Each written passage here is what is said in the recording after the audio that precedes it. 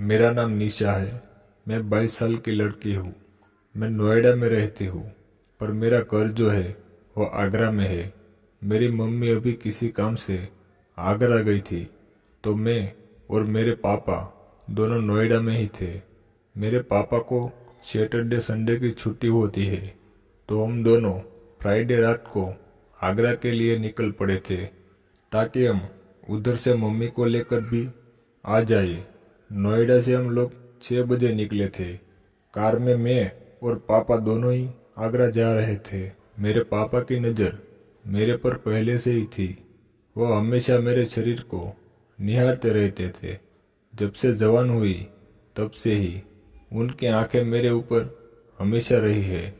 मेरे मम्मी को इसका कोई फर्क नहीं पड़ता। मेरी मम्मी भी किसी लड़के के चक्कर में रहती है, उसके साथ घूमती है। वो जब घर में एक कैरेक्टर लेस हो तो फिर कोई क्या कर रहा है, अच्छा कर रहा है या गंदा कर रहा है, किसी को कुछ समझ नहीं आता, न फर्क पड़ता। मेरी मम्मी कभी मेरी सपोर्ट भी नहीं करी, क्योंकि वह खुद वैसी ही है। जब घर में सब लोग कैरेक्टरलेस हो तो एक इंसान सही नहीं रह सकता। मैं उसी में से ही थी। मैं कोशिश करती थी कि मैं ऐसा कुछ भी नहीं करूं जिससे मेरी इज्जत पर आँच आए। इस वजह से मैंने कभी किसी बॉयफ्रेंड लड़के के चक्कर में नहीं रही। तो आपको समझ आ गया कि मेरा परिवार कैसा है। ऐसे में जब अकेला इंसान हो और उसके साथ एक लड़की हो, अंधेरी रात हो, हाईवे हो और हाईवे पर कोहरा हो, तो बातें और भी आसान हो जाती है। वही मेरे साथ भी हुआ है। 7 बजे के करीब हम लोग यमुना एक्सप्रेस वे पर थे। 45 मिनट चलने के बाद आगे जाकर काफी कोहरा हो गया था, तो पापा बोले कि कोहरे ज्यादा हो रहे हैं और हवा भी चल रही है, तो अगर थोड़ा देर रुक जाएंगे तो हवा कोहरे को उड़ा ले जाएगी। इस वजह से उन्होंने अपनी कार को एक्सप्रेस वे पर किसी साइड में लगा दिया। साइड में हम दोनों ही कार में थे। ढूंढ रहा था, पर हम लोग ढूंढने का इंतजार कर रहे थे, क्योंकि हवा चल रही थी। तभी पापा बोलने लगे कि निशा, तुम बहुत खूबसूरत हो।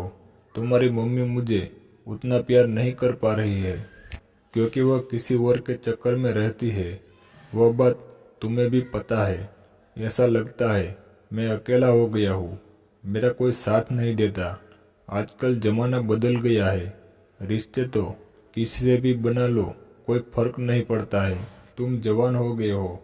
मुझे लगता है कि हम दोनों को एक दोस्त की तरह अब रहना चाहिए। मुझे पता है तुम्हें भी जेब खर्च की बहुत ज़्यादा ज़रूरत है, पर उतना तुम्हें नहीं हो पाता जितना होना चाहिए। तुम्हारे दोस्त सब अच्छे अच्छे कपड़े पहनते हैं, ब्रांडेड जूते पहनते हैं, पर कई बार मैं देखता हूँ कि तुम वैसे नहीं पहन पाते हो जैसा तुम्हें पहनना चाहिए। मुझे पता है तुम्हें अभी नौकरी करने में समय है। अगर तुम मेरी एक अच्छी दोस्त बन जाती हो, बेटी से ऊपर, तो मैं तुम्हारे लिए बहुत कुछ अच्छा कर सकता हूँ। उन्होंने मेरे दिल की बात सुन ली थी। दोस्तों, वह सच बोल रहे थे। मुझे लगा यह ठीक बोल रहे हैं। मैंने अपने पापा से पूछा, फिर मुझे क्या करना होगा? दोस्त तो आप हमेशा ही है, बचपन से है। आप कहते तो थे कि हम दोनों बाप बेटी एक दोस्त है। तो उन्होंने बोला कि बचपन के दोस्त और जवानी के दोस्त में अंतर होता है। तुम कितनी मस्त हो। तुम्हारा कोई बॉयफ्रेंड भी नहीं है। तुम्हारा भी मन करता होगा और मेरा भी मन करता है, क्योंकि तुम्हारी मम्मी मेरे साथ नहीं रहती है और ऐसी भी है तो साथ सोने में नखरे करती है। तुम समझ रही हो मैं क्या बोल रहा हूँ? उन्होंने ऐसा कहा। मैं समझ चुकी थी कि वह मुझे फंसाना चाहते हैं। मुझे लगा कि घर की बात घर में रह जाए और मेरा काम भी बन जाए और मेरे पापा का काम भी बन जाए, तो इससे बढ़िया बात और क्या हो सकती है। मैं अपना सर झुकाया। पापा समझ गए कि मैं हाँ बोल रही हूँ। उन्होंने तुरंत अपने जेब से 20,000 निकाले और मेरे जेब में रख दिया।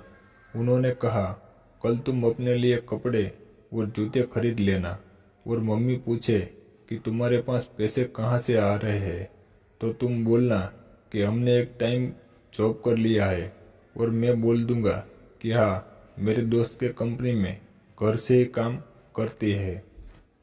उनका आइडिया सही था। मेरे चेहरे पर मुस्कुराहट आ गई थी।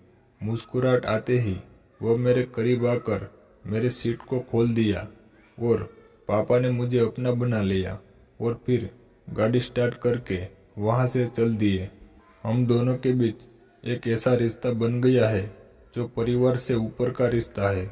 उस वजह से हम दोनों को सावधान रहना पड़ेगा ताकि यह बात मम्मी को पता नहीं